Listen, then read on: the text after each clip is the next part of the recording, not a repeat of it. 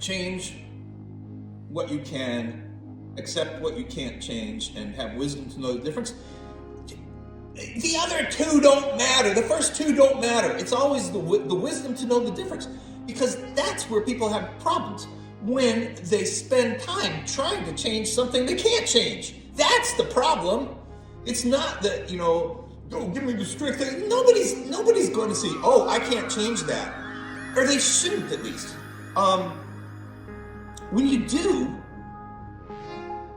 it's like a misuse of the imagination. That's not original. I heard it in relation to anxiety,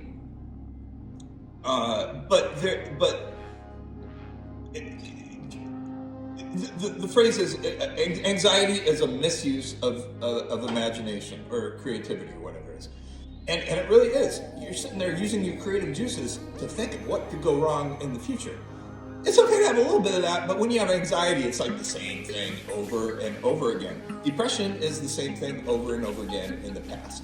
So all this stuff, unless your brain has something in it that is trying to, that is saying, like, this thing I can't change, I really want to change that. I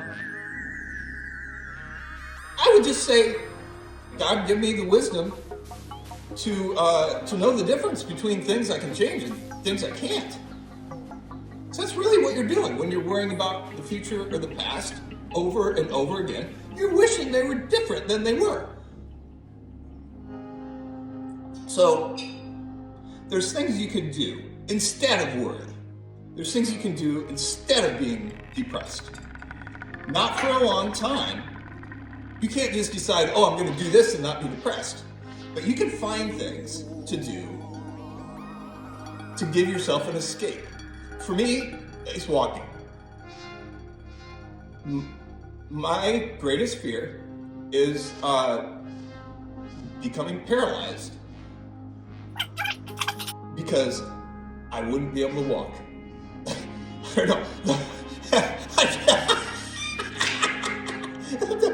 No, seriously. It's because I wouldn't have the ability to get my heart rate up.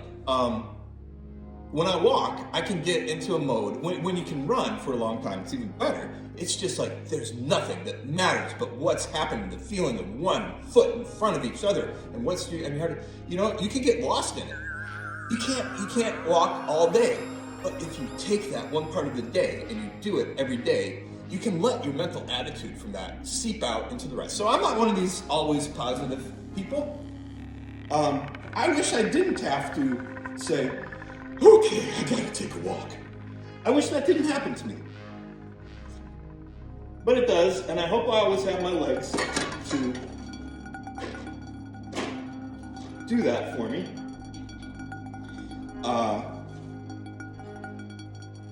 I could deal. I'm sure it would. I could deal with just having an upper body mobility.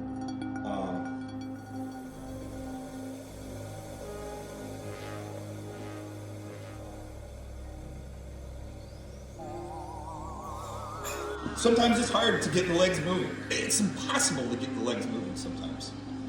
But it's when you're depressed, you're anxious, it's even more impossible to control that. And sometimes you can't control your thoughts. Sometimes it's possible to control your thoughts. At those times, it might seem impossible to control your body, but if you try enough, you can.